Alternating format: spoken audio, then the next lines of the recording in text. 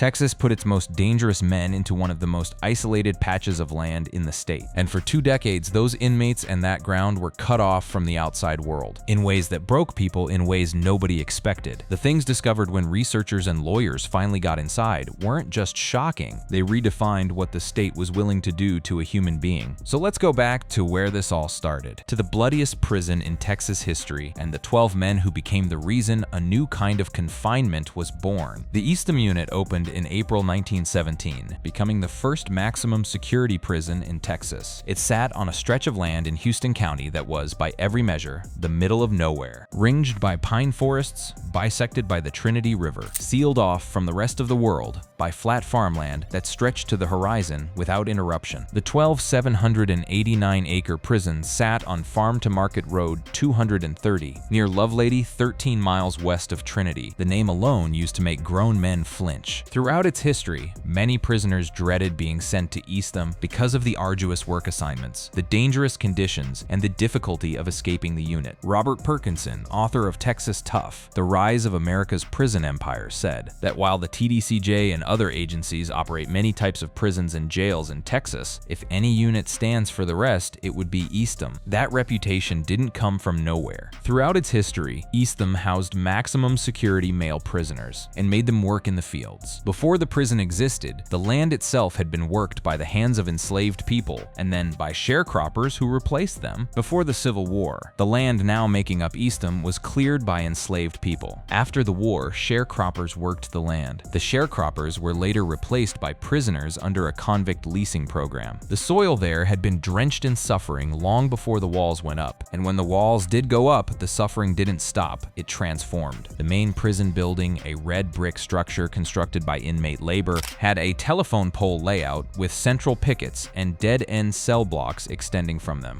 a layout that was very difficult to patrol and control. So the administration found a workaround. They handed power over to a system of inmates called building tenders. Prisoners who watched other prisoners, who kept order through violence and intimidation, who ran entire cell blocks as their personal kingdoms. Prison administrations promoted this system as a means of maintaining general prison order, without having to increase the guard force. It worked, in the way that all things built on brutality work, until they don't, challenging the conditions of his confinement at Eastham. When the case was finally decided in 1980, the judge ordered major reforms. In 1979, the court found that conditions of imprisonment within the Texas Department of Corrections constituted cruel and unusual punishment in violation of the United States Constitution. So the building tender system came down. The first order of business was to dismantle the building tender system and increase the number of prison guards. In the process, anarchy emerged at Eastham as inmate gangs moved into the power vacuum left from the collapse of the building tender system. Between January 1984 and September 1985, 52 inmates were killed. 52 in under 2 years. On a single prison unit. That's not a crime wave. That's a war. Gang against gang, block against block. Knives fashioned from anything metal and anything hard. The prison grounds, already soaked in decades of misery, became something even darker. Guards couldn't contain it. Transfers couldn't stop it. The gangs grew faster than the response could keep up. In 1985, after 3 inmates were killed in a stabbing, the state's prison director ordered 17 accused gang members confined to their cells. That decision, born in blood, born in desperation, is exactly where this story gets complicated. Didn't just go to solitary. They went somewhere that, for all practical purposes, didn't exist on any public map. A dead patch of Texas land that nobody outside the prison system would think to look at. What was happening inside it and what would be found 2 decades later is the thing that changed everything. To understand what Texas built for its most dangerous inmates, you have to understand what the state already had, and why even that wasn't considered enough. A supermax is a standalone unit or part of another facility. It typically involves up to 23 hours per day of solitary confinement for an indefinite period of time. That's the clinical definition. The lived experience is something else entirely. A standard solitary confinement cell is a 6 by 10 foot space, where inmates spend 22 to 24 hours each day alone. No communal meals, no yard time with other inmates, no conversation. TDCJ inmates in so-called administrative segregation spend nearly all their time inside a cell, about the size of a walk-in closet. The only physical contact they experience is when corrections officers shackle them for brief trips outside their cells. Now picture that, not for weeks, but for years, for decades. The men pulled out of Eastham's bloodbath weren't placed in a standard prison and given a solitary wing.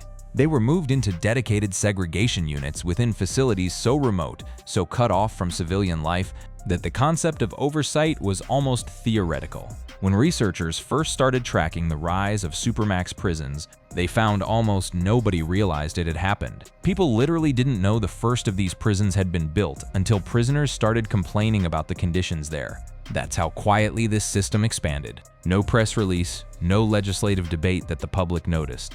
Just men vanishing into concrete boxes in the middle of Texas farmland, year after year after year. The Eastham gang leaders and the men identified as the most dangerous. The instigators of those 52 killings were among the first wave sent into long-term administrative segregation. The prison administration attacked the anarchy by placing gang leaders in administrative segregation, and the system once turned on didn't turn off. The thing about a tool this blunt is that it spreads. Solitary has become a tool for anyone who doesn't fit. That's how researcher Karamet Rieder described what she found when she dug into this system. Not a targeted response to the most dangerous 12, but a sprawling bureaucratic mechanism that swallowed anyone the system couldn't figure out what else to do with. The Texas Department of Criminal Justice has one of the country's largest inmate populations in solitary confinement. This is due in part to the sheer size of the Texas prison system, the largest of any state. Texas holds more prisoners in long-term solitary confinement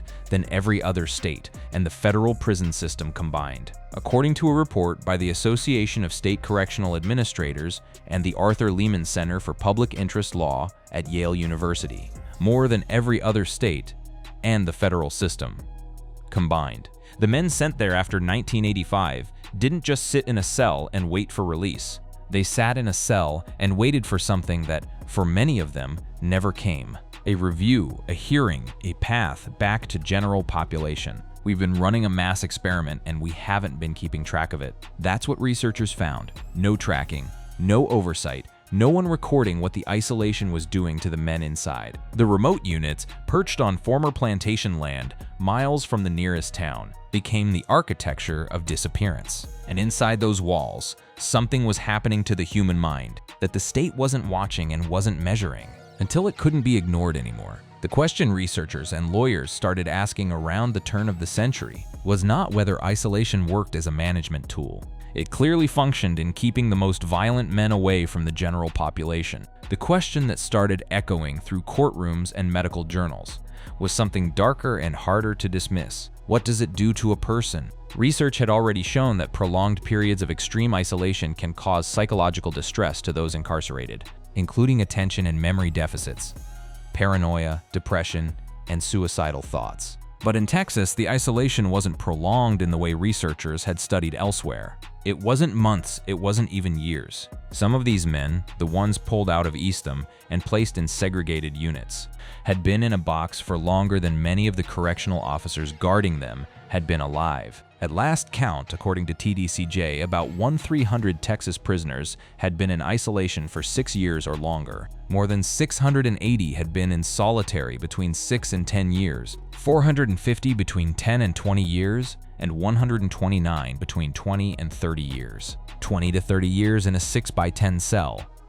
22 hours a day alone. The men who lived through it described what happened to their minds. In terms that don't sound like the language of criminal justice, they sound like the language of a shipwreck. Years of almost no human contact warped one long-term inmate's sense of time. Weeks, months, even years blended together. His memory degraded to the point where he struggled to keep track of the few personal items he was allowed to have. One man, held in segregation for over 2 decades, described spending hours searching his cell for stamps and letters he'd already read, not because he'd misplaced them, but because his sense of time and continuity had shattered so completely that the past felt like a foreign country he could no longer navigate. The psychiatrists who were eventually allowed inside confirmed what these men were describing. Dr. Craig Haney, a psychiatrist who studied the effects of isolation, found that inmates who spent more than 10 days in isolation experienced symptoms like uncontrollable anger, hallucinations, chronic depression, and suicidal thoughts. 10 days.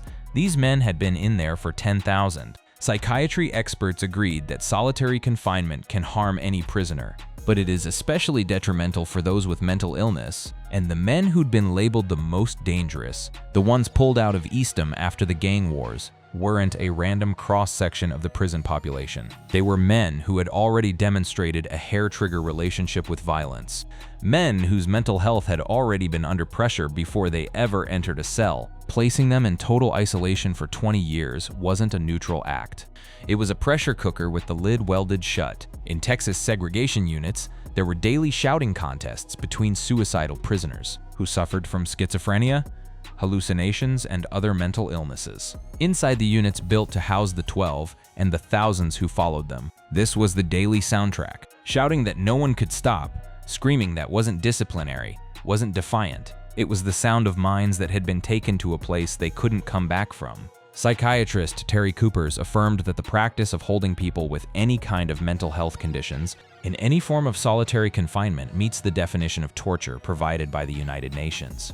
That word torture was sitting there in academic papers and medical testimony, accumulating weight for years before it found its way into a courtroom. When it finally did, what came out was something that not even the most pessimistic observers had fully anticipated. The first cracks in the wall of silence appeared in 2017. An 84-year-old man named Alonzo was sitting in a solitary confinement cell at the Polinsky unit in East Texas. More than 3 decades after the original gang crackdown, he remained in solitary confinement. He had hepatitis C.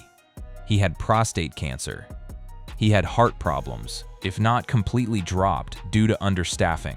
Inmates housed near Alonzo told researchers they had to shout and bang on their doors to call for medical attention when he collapsed in his cell. "Sometimes when you're back here this long," he said, "they forget about you." That sentence, "they forget about you," is the sentence this entire story has been building toward, because that is exactly what happened. That forgetting them wasn't an accident, it was the design. In February 2017, Alonzo and 5 other men living in solitary at the Polinsky unit filed a lawsuit claiming that TDCJ had given them no way out of isolation, that the fire that had driven him to violence in 1985 had long since burned out. Not because anyone had helped him, but because a human being sitting in a box for 30 years runs out of fuel in ways that aren't rehabilitation, aren't growth, aren't anything a society should be proud of. Around the same time, lawyers and journalists who were finally getting limited access to these units found something that made the lawsuits look almost understated. Prisoners at the Polinsky death row unit who were experiencing physical traumas or illnesses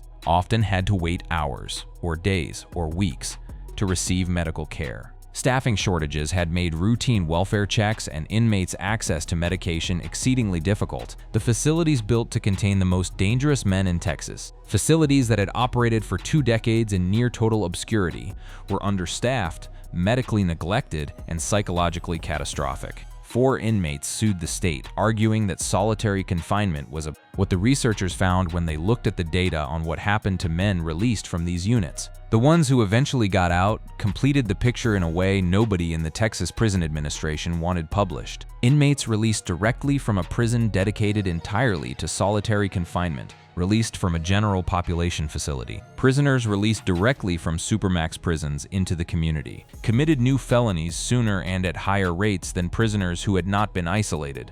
49% of all inmates released from the Texas Department of Criminal Justice in 2006. The recidivism rate for inmates who were released directly from solitary confinement that same year was significantly higher at 61%. The system designed to neutralize the 12 most dangerous men in Texas that made dangerous men more dangerous, and then release them back into communities across the state. Here's what 2 decades of isolation actually looked like when the lights finally came on. The units built to house Texas's most dangerous inmates in unincorporated corners of East Texas and South Texas, far from any city, hadn't aged well. The Texas Department of Criminal Justice, which kept more than 9,000 inmates in solitary a decade ago, eventually reduced that number to about 4,200 of its 145,000 prisoners, in small cells for at least 22 hours per day. That reduction didn't come from a change of heart that the state could no longer argue away. The growing bipartisan consensus around solitary confinement that it was inhumane and overused across the criminal justice system had led to its sharp decline in recent years, including in Texas. But while the population in solitary declined, the damage already done sat in plain sight. The men who'd spent the longest stretches inside those units were, in many cases, unrecognizable from the violent gang members pulled off the Eastham Yard in 1985. Years of almost no human contact had warped one inmate's sense of time. Weeks, months, even years blended together. Of the few personal items he was allowed to have, another man, held for years in segregation at the Robertson unit in Abilene, described an existence so stripped of sensory input that the outside world became a concept rather than a memory. From August 2001 to October 2013, he was isolated in a small cell with a tiny slit window on the back wall. After that, solitary at the Estelle unit was the worst I've experienced, he wrote. The cells were slightly bigger and had showers, but guards used every excuse to avoid taking inmates out. There were stretches where I never left my cell for months. The ghost town the title promises isn't just a metaphor. The units themselves, remote, understaffed, sitting on Texas farmland that the rest of the state drove past without thinking about, took on the character of abandoned places even while men were still living inside them. Despite months of requests, Texas prison officials wouldn't let journalists see where inmates were housed in solitary. Politicians drove past the turnoffs without stopping. The men inside became ghosts in a town that was still technically open. What 20 years of looking away produced is this. In restrictive housing, where inmates live isolated in a small cell for at least 22 hours every day, a system that began as a direct response to 12 of the most dangerous men on a single prison yard, had metastasized into something that consumed thousands of people and couldn't stop accumulating disciplinary write-ups. As many as 1/3 of inmates subjected to long-term solitary confinement develop acute psychosis and hallucinations. Think about that proportion applied to the numbers. Not 12 men, thousands cycling through a state of acute psychosis in concrete cells on dead stretches of Texas land, year after year. The researcher who spent years mapping this system put it plainly. We've been running a mass experiment, and we haven't been keeping track of it. That's not political rhetoric. That is a direct description of what Texas built. An experiment in human isolation started in panic, expanded without oversight, running for decades on land that history had already consecrated to suffering.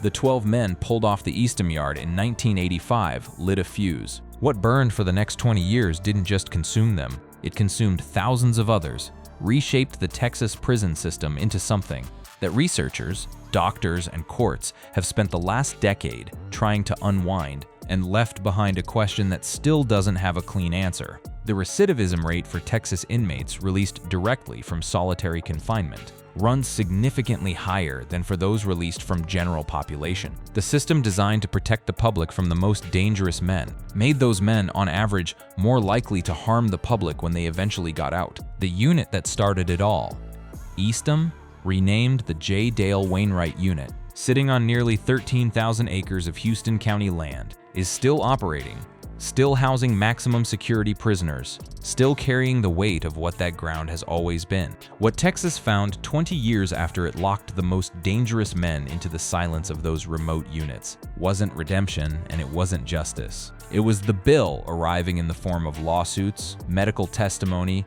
and men walking out of boxes so psychologically hollowed out they could no longer function in the world they'd been kept away from, and lie down on the concrete lost in a state of psychosis. That solitary confinement had either created or deepened beyond any point of return. The ghost town is real, it just wasn't the town. It was what happened to the men inside it.